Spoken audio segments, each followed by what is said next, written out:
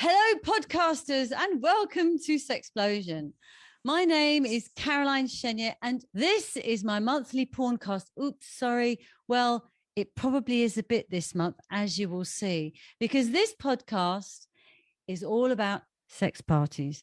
My fabulous guest and I will be discussing our sex party stories, sex party rules and the effects on women, sexual energy, and how sex parties have helped my guest and I in our lives.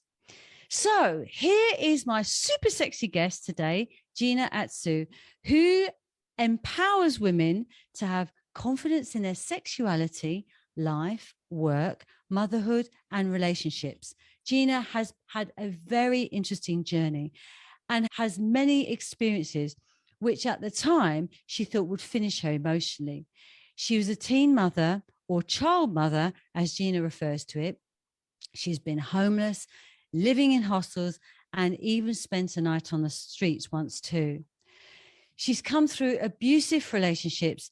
Oh yes, Gina's had a few challenges. However, all these experiences have led her to the adventures we'll learn about today. One of those adventures was when she joined a women's sex positive hookup club and started going to swinger parties.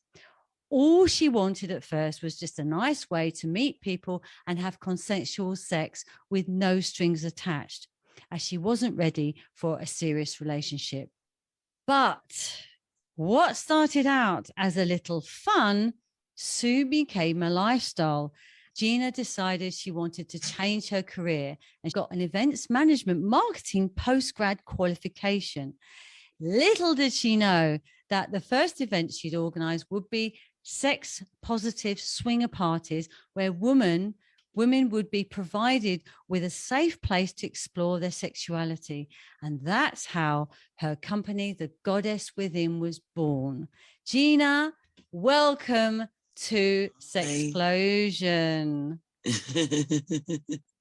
Thank you for having me. It's really lovely to have you. And what I'd like to start off with, first of all, is you to tell me, what is it you do at The Goddess Within? So The Goddess Within, it's a company that empowers women. My main role is to help women find the goddess within themselves and to connect to that higher self within them and to help them live the life they'd love to live, really. Many people have issues in life that kind of stops them from living in a way that they would feel fulfilled. So what I tend to do is work with women mainly to balance out the feminine and masculine energies, because that's kind of where we hold a lot of our tensions, and we hold it in dysfunctional ways. So if your masculine energy, for example, is imbalanced, you might be a bit more bullyish, you might not listen to things, you might be a bit too directive, not listen to others. If your feminine energy is imbalanced, you might become maybe a bit of a walkover, just not able to balance. It's just that we need both of them, really. So yeah, and there are many women that don't even realize that being more masculine, using more of your masculine energy, makes you more masculine, and women don't realize that's what's going on. So that is fantastic. So what I'd like to do is to now talk about our sex parties, right? So what I'd like you to do is to describe to me about the sex parties. I'm going to talk a little bit afterwards about my very first experience. So you go ahead with yours. So the first experience that I ever had was finished a long-term relationship, and I went along to this party, and I went by myself. I told my friends that I was going to go, but fortunately the first one I ever went to was just a social one, and it was just people just chatting and mingling around.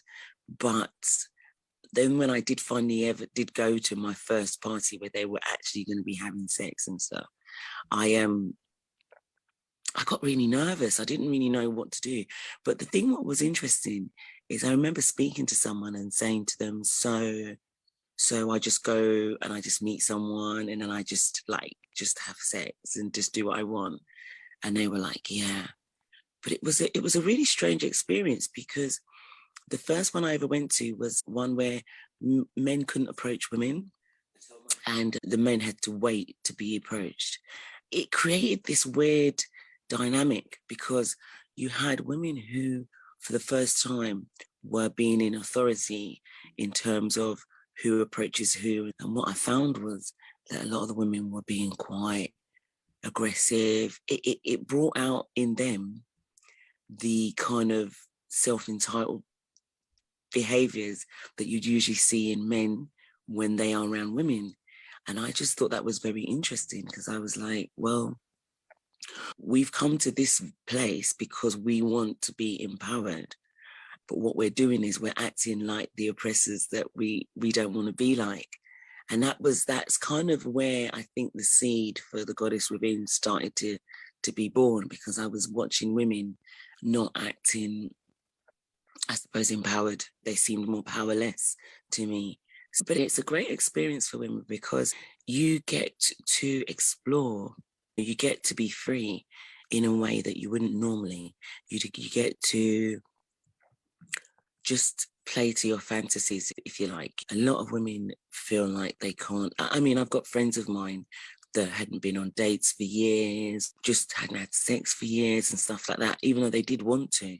And I think that these parties give you an opportunity to explore that without feeling like you have to be in a relationship, or without feeling like you have to, when a lot of people go into relationships because they just want to have sex, and they won't admit that.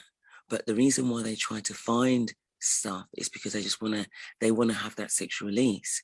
Now, to find a space where you can have that release, but not get in a relationship, still be able to leave, go about your business the next day and get on with your life, because women tend to, when they're in relationships, I can only speak for myself, but I know that whenever I've been in a relationship, it's kind of slowed me down, because you start functioning, you start thinking about all these different things. And unless you're in a really loving, supporting relationship, which encourages you to go after your dreams and go after what you want normally, you will end up using a lot of energy sort of getting to know this person, trying to be whatever you think they should be, I spent many times going through behaviors thinking, I need to be like this to suit this person, to do, you spend so much energy. We've all done it, trying Gina. to fit into something. Whereas what I loved about the sex is it was straight to the point.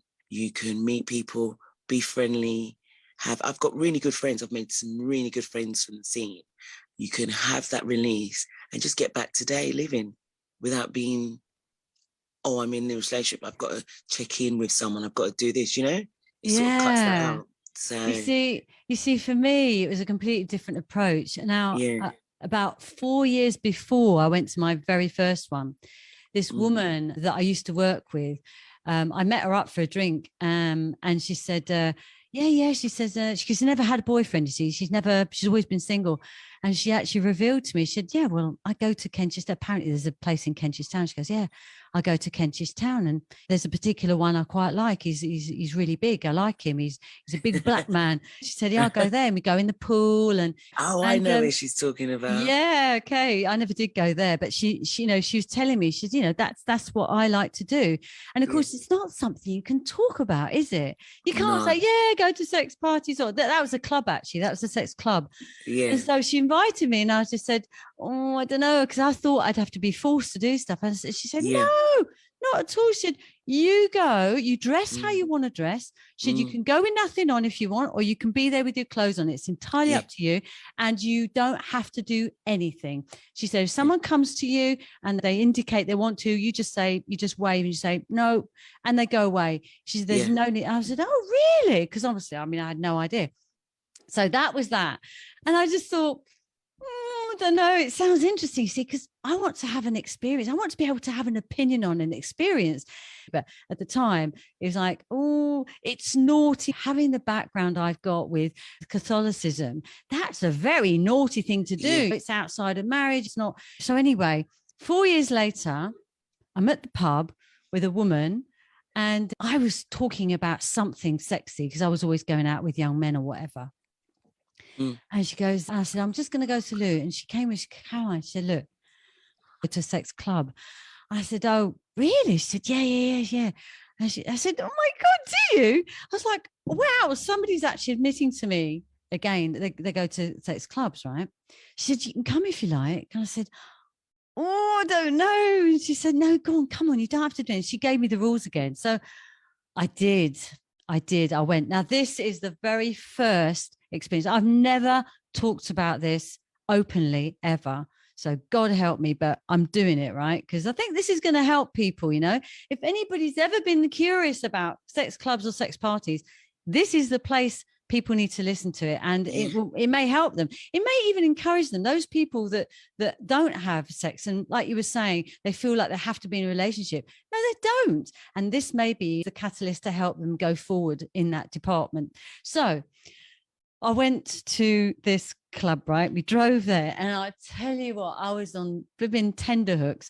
We get to the car park, and there are like really flash cars. There were Mercedes, there were Lexus, Porsches, there was even a Bentley there. And I'm like, oh my God, these people are all undercover. What was going on in my mind was that these people, all the people in their lives have got no idea that they come to a sex club. I was like, oh my God. So I thought I'll be standing in the queue with these people. Anyway, you get there, everyone's dressed. This was winter, so everyone had big coats on and everything. I was thinking, God, what are they wearing underneath? So anyway, we're in the queue. Everyone's normal. Everyone's like, hello there, how are you? You know, is this your first time? Yeah, okay. You know, we need to give you a pass. And it's like that. They're all talking, oh yeah, lovely day though. And I'm like, this is not what I expect it to be. Anyway, so I get my card. It's AdFab that I was talking about. AdFab is the place. It's in near Heathrow, that one. And we go in, and the first place you go to is this long room where there's a pole dancing pole in the middle of it. And because it's a place where you can't have alcohol, they have a fridge where you can bring your own alcohol. And then there was some pumps for like Coke and lemonade and Tango and stuff like that. So we put our bottles in the fridge, and you had these labels to put your name on as well. And there was like a corkscrew and things like that. And so we got our glasses, and these people started walking in. Some people came in evening outfits. My friend had an evening outfit. What I had on was this little dress it was a really, I call it my sexy dress. It's a zip that opened from the top to the bottom. So you opened it like that. And I had my FMBs on, my fuck me boots. They're big with straps and things like that. And my hair was all curly. And this woman came in with this tiny little dress on with two straps that went across like that, with no bra on, just like that, with her young man or whatever. And anyway, she goes, come on, Caroline, I'll show you the place. So we go into this enormous living room, which had loads of sofas in it. And everyone was there, just naked, just fucking each other. Like nobody, the light was on bright and everything. So she said, there, this is the lounge. And it's like, we go through, and then we get to the cinema. And there, obviously, porn was showing. And there was one man standing on the corner, but again, all sofas. She goes, right, so this is the cinema. And we go through another door out into the garden. And it's winter, so there's nobody outside really, but there's all the load of deck chairs and grass. And then there's a great big hot tub, and there were people in the hot tub. She goes, yeah, but down the bottom, there's a dungeon. I'm like, a dungeon? So we go down, and there is this great big space with all these rooms, and this big cage. There's like a cage in the middle, like, you know, like in the medieval times where you the arms and legs, so they wouldn't have been able to move because it was literally just bars, and they would have just stood there. So you could get into this if you wanted to, and obviously people can do whatever they like to you while you're just stuck like that. And then there's this cage. And when we went over to the cage, there were two women in there. I was like looking around, there's a few people watching. And I was thinking, well, are they a couple? Or because this was couples night. And so she said, my friend said to me, the best time to go is in couples night, you see, because when it's a singles night, men are a little bit of leeches, and they're onto you like bees around a honey pot. So she said, it's much better because when it's couples night, the women like looking after the men, so they kind of keep an eye on the men, so they have to stay with the woman, you see, they can't be running off. So that's better for you see, and especially as we were single girls, and the men like the single girls, don't they? So we go into this dungeon. We then meet this two couples, and they were young, because generally on this particular day that we went, they were mostly like I'd say there were 40 to 50 something, I'd say. And we met this young couple, 2 young couples. And it was like, oh gosh, we've got some young couples here. Start talking to them. They're saying, oh, is this your first time? I'm going, yeah, it's my first time, and all that stuff. And we chatted for a bit. And then we went back in and we said, let's have a drink. We all went back in and left those 2 couples behind. And then I go to the loo, and the 2 young girls from the young couples were in the loo, and they'd just been kissing. And I was outside and I went, oh, hello, it's you. And the girl just came, she goes, can I kiss you? And I said, yeah. So she kissed me and I was like, wow, it doesn't feel any, it's just skin.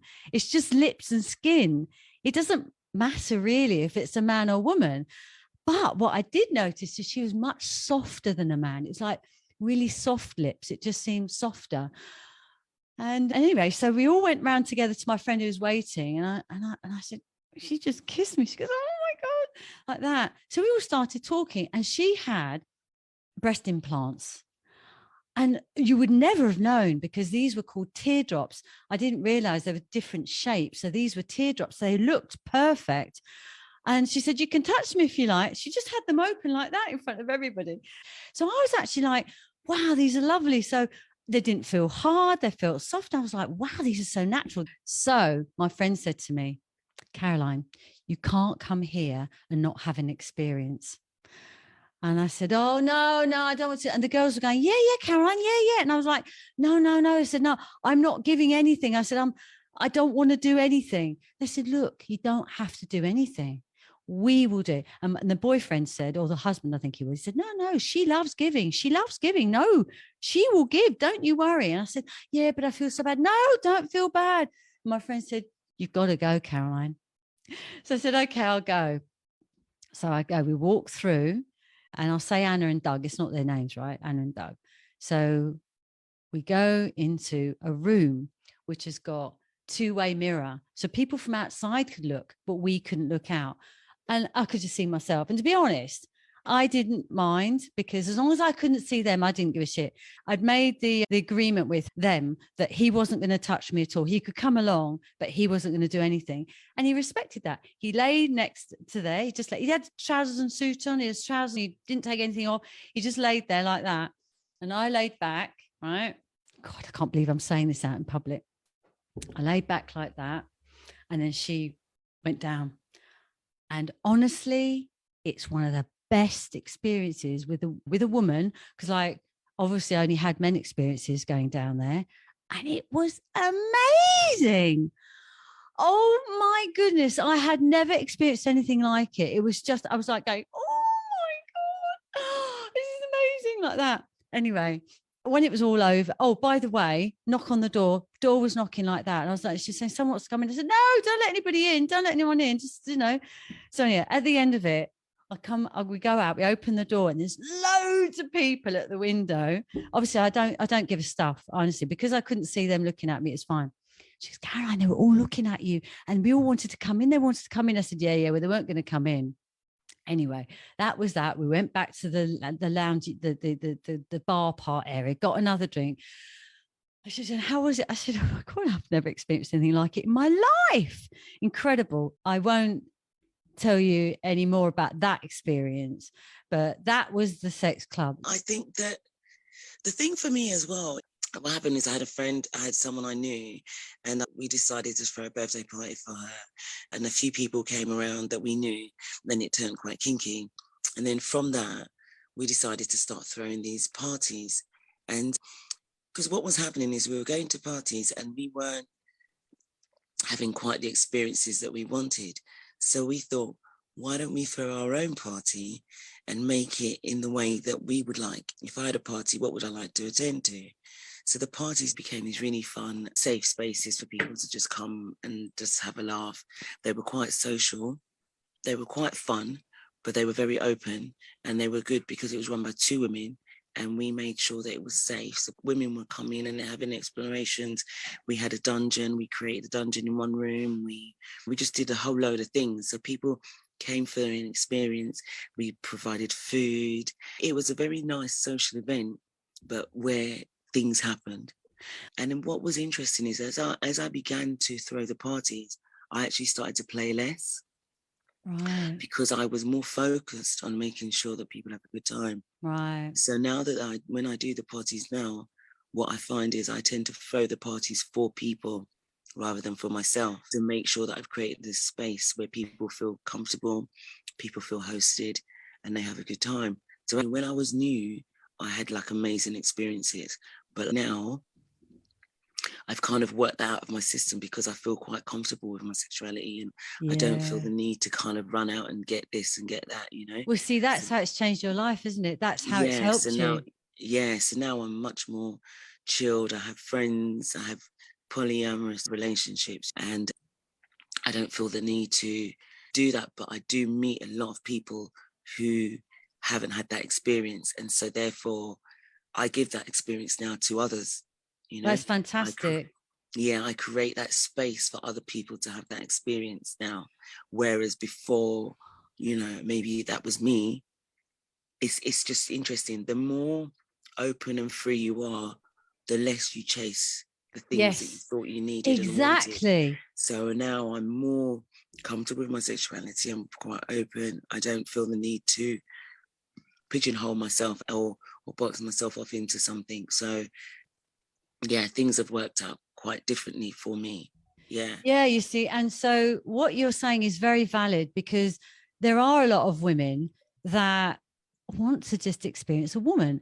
I mean, they're not gay. I'm not gay, but experiencing a woman is something that is nothing wrong with. There's even pansexual, where it doesn't matter if it's a man or a woman. The pansexual is a really interesting aspect because that's more about being attracted to humans. So regardless of whether they're trans, bi, this, that, and the other, it's a very interesting aspect, and it leaves you very open to experiences and people and meeting people and all sorts. I have enjoyed that. But one of the things that I know this world has taught me is it does help, because I know lots of people have got different sexualities, but it helps you to find exactly where you are and who you want to be.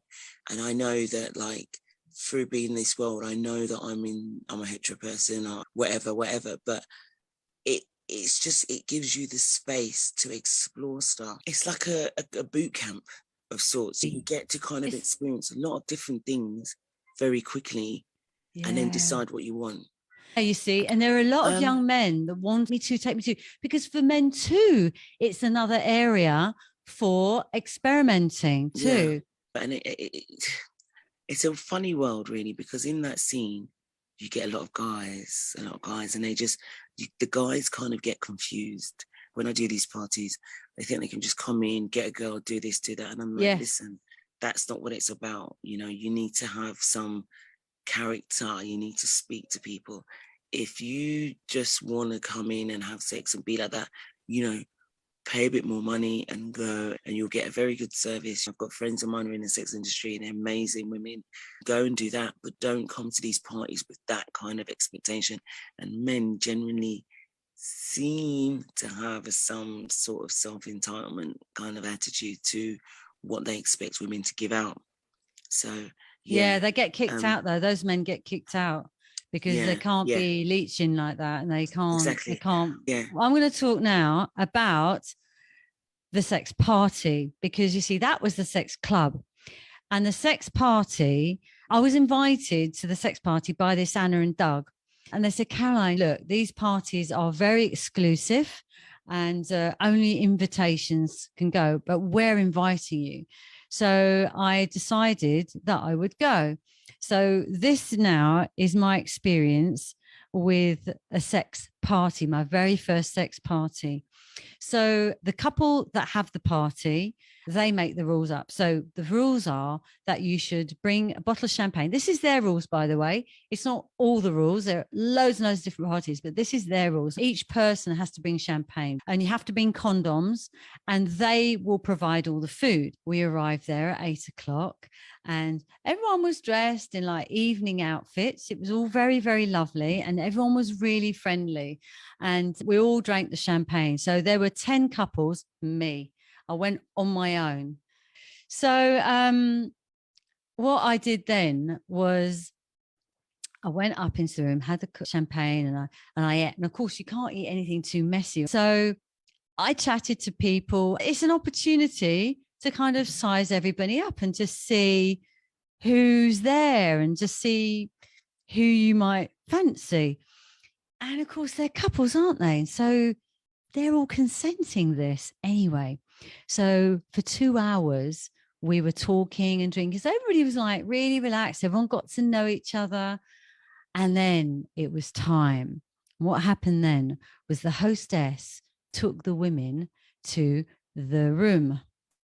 And in that room, there was a big mattress on the floor that was covered in some sort of plastic. There's a great big like fish bowl full of condoms.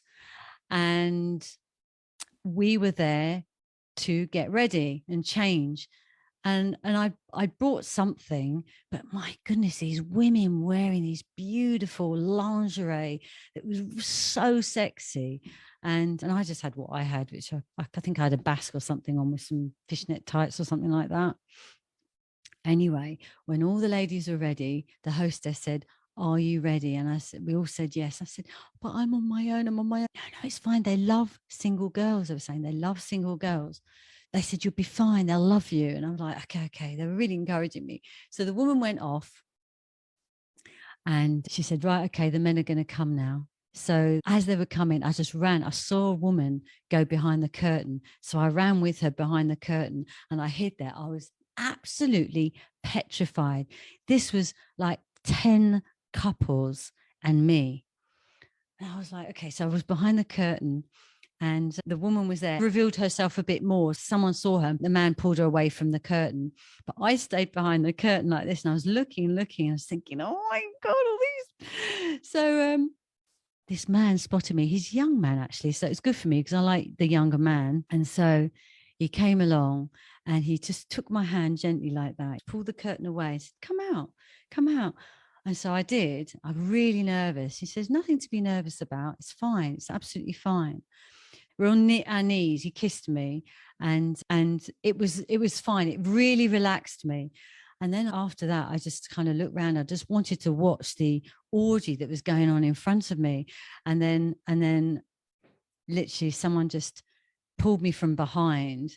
And I was just thinking, oh God, I just want to watch this. I just want to absorb and learn and just see what was in front of me. So it was a very, very interesting experience. And that was where I learned a lot of things about my sexuality that I didn't even know existed. When you get to your sexual peak at around, sort of start from like 38 and can go right through until about, for me, I was about 53, 52, 53. So it's a long time because must have started around 43 for me, 42, 43. So it lasted ages. And so with your sexual peak, you are really like gagging for it. And so going to these sex parties was actually really good for me because I was able to let go and just let rip. And of course, the trouble is, having had a Catholic upbringing like me and thinking that it's dirty, it's naughty, it's like you can't do it. I grew up in my young adulthood believing that I shouldn't really enjoy it. So I'd never really let myself go before. So here I was nice and warmed up by then, really relaxed. And so I was letting myself go. So I experienced, squirting for the first time. And it's like, how do you get to this age and you don't experience stuff like that? And I was just thinking, God, the amount of women like me that haven't experienced squirting, it's just ridiculous. All right. Yeah. So the strangest thing I found about women and sexuality is allowing themselves the freedom to experience stuff. A lot of women don't feel comfortable to admit that they want something or that they enjoy something, so that they end up having to kind of compromise themselves quite significantly in their sexual experiences. So exactly what I did. I think that's what I enjoyed about putting on these experiences for women, is to have these events where women can come and they can enjoy themselves, they can experience things, they can meet guys, they can be confident. And I think if women are just given a safe space to do that, they present themselves in a very different manner and they get what they want from it. I think that in a normal, stereotypical world, you'd go out, you'd see a guy, you'd stand with your friends, you talk, and you wait for them to come over to you. Yeah. You know, but when you go to these sort of parties, because that's already on the table, it takes the edge off. Because most events most social events, like I suppose if you go to a nightclub or if you go, I don't know, dancing or whatever with your friends, people are looking to meet up with people. Yeah. But they don't say it. They all act like they're just out on their own. Whereas if you go to a party like the ones I organise, everyone already knows that's on the table. So nobody feels anxious. Yeah. Nobody feels like, well, they do feel anxious, but they're more Well, I was at first, the first time. To meeting and, you know, they're not like, they understand that is on the table for them. They don't feel like they've got to do this dance. They've got to buy a drink. They've got to chat up, they've got to do all these lines. Yes. They know that's on the table. But whether it happens or not, though, is another thing. Because actually, as I've said to a lot of men, when they want to come along, I say to them, look, don't come there with any expectations. This isn't about you coming to get your leg over. This is about people having an opportunity to have an experience. And just because there are women here who are open to it, it doesn't mean that every woman is open to it, if that makes sense. So they have to be more respectful. They have to kind of talk to people it's better, differently. Yeah. Isn't it? It's better.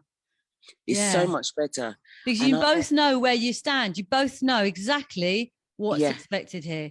So he knows if you don't want to do it, that's fine. But the woman, if she's interested, then they can start. It's not awkward. It's like, it's just, honestly, it's such a shame that people feel they can't do these things. But I tell you what, Gina, if there's anybody in this audience today that is feeling like I was, like that you feel like you haven't experienced anything and you are allowed to experience these things. That's the thing. Absolutely. It's not something that you're going to be struck down by the devil kind of thing, because it's human. It's like, why have we been taught not to experience sexual stuff? Why is it when I was at catechism that sex is a sin? But you see, what's confusing, Gina, is that you're taught it's a sin, right? And then you're supposed to get married, then you're supposed to have it. Why is it no longer a sin? It doesn't make any sense to me. Do you know what I find very strange? I think that, as I said, you know, I think sexual energy is at the core of everything, right? Because if you think about it, procreation is what we're about.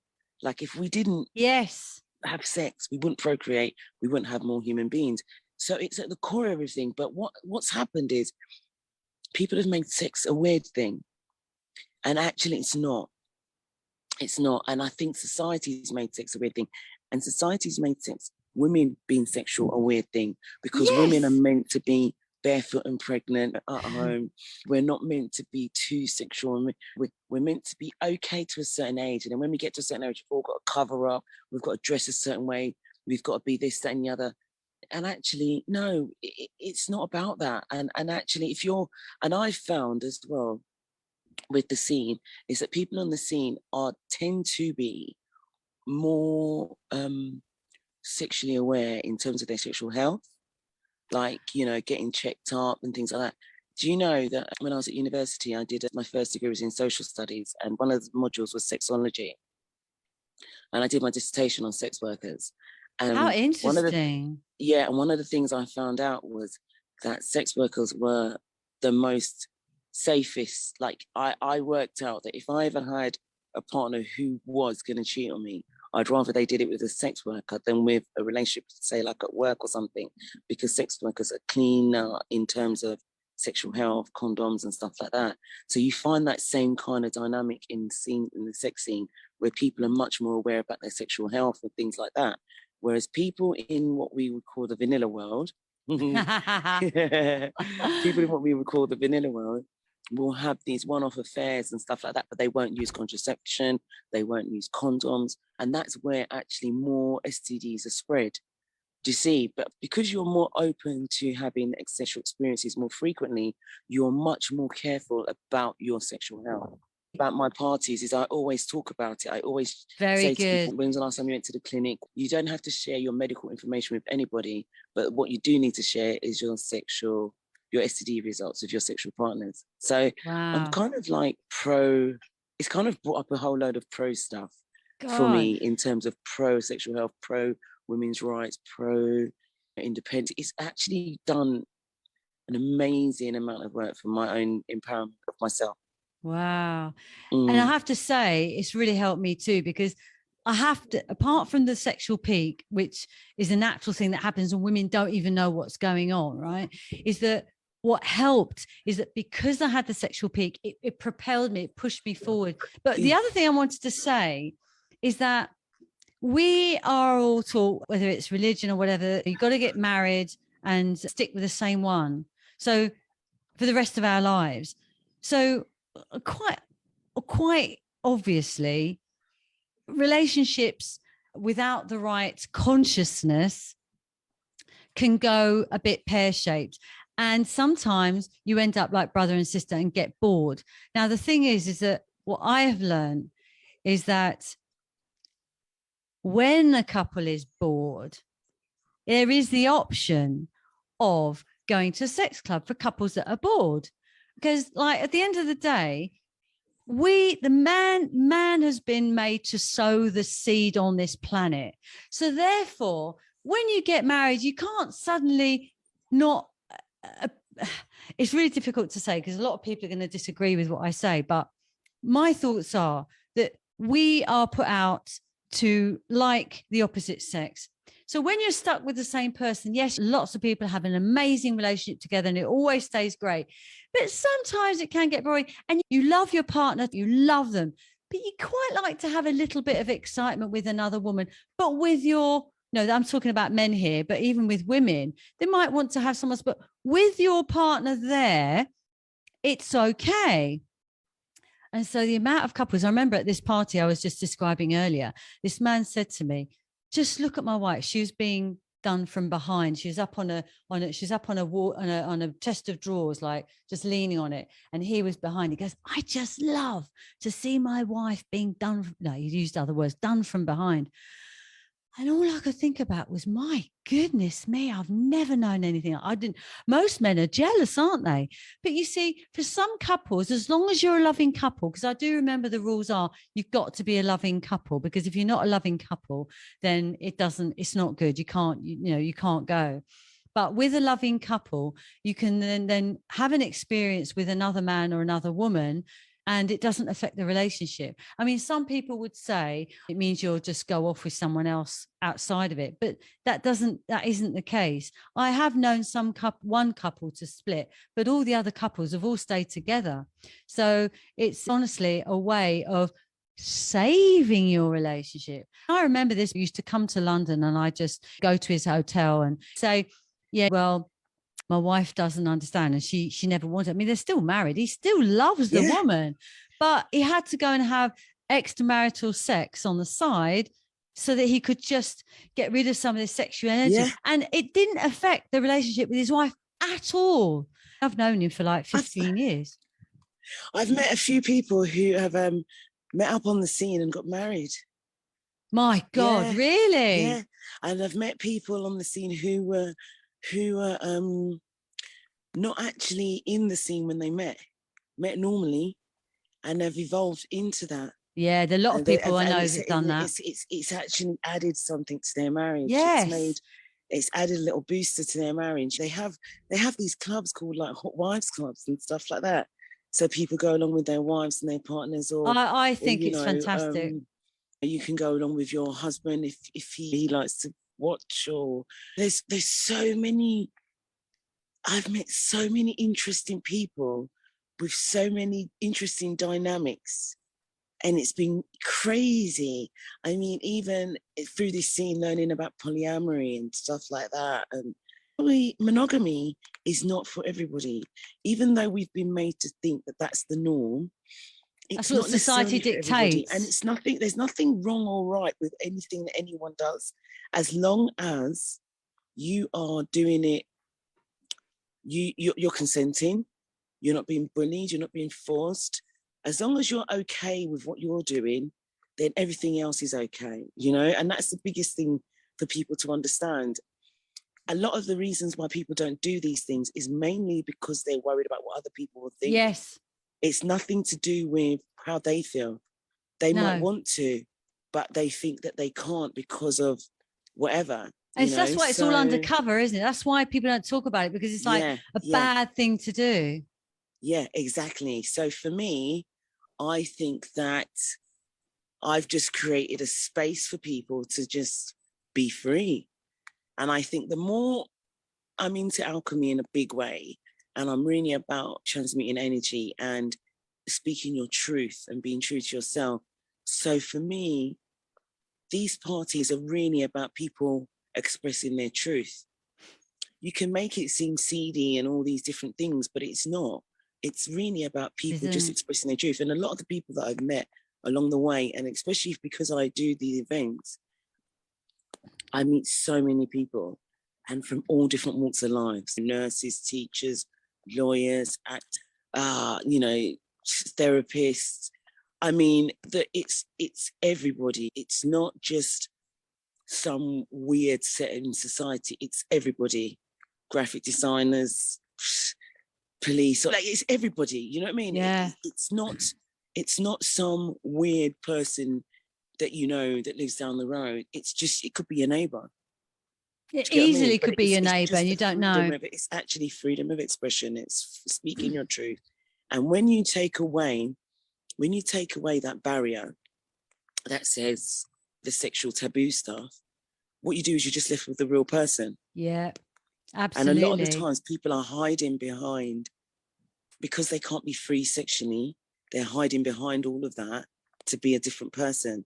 Yeah. So what you do when you have these parties is you take away, like when you go out and people are like, oh, I've got to speak to that person, you take that away. You take away that barrier, and then what you're left with is people just being people. So it's actually been a fantastic journey for me. So tell us how we can contact you. If any of us want to go to your parties, can you tell us what your social media links are so they can contact you? So you can either find me on Red Dot Lipstick Gina on Instagram for the parties, or you can contact me on The Goddess Within, Limitless. That's another one where I do my coaching. You can find my group, The Phoenix Lounge, on Facebook, on LinkedIn, Regina Atsu. So yeah, I do a lot of the stuff I do is like one-to-one work with women to help them balance out their feminine and masculine energies, because I do believe that that's the main reason why people have issues with a lot of things. A lot of the people I work with have that disconnect between those two sides of themselves. Oh, fantastic, Gina. Listen, there's just one last question I like to ask my guests, and that is, if you were able to meet the young 18-year-old you again, what would you advise? Do you know this? I have the same answer for this every time anyone answers me. And I would say that I would tell my young self that I'm enough. I'm enough and I've nothing to worry about. Oh, there you have it. Thank you so much, Thank Gina. you. You know, this conversation has been absolutely captivating. Next month, we have my gorgeous friend, Vashti Hodge, who is a sex psychotherapist, and we'll be talking about her experiences with physical and mental sex problems. So you must tune in. See you later. Thanks very much. Thank you. Bye. Bye.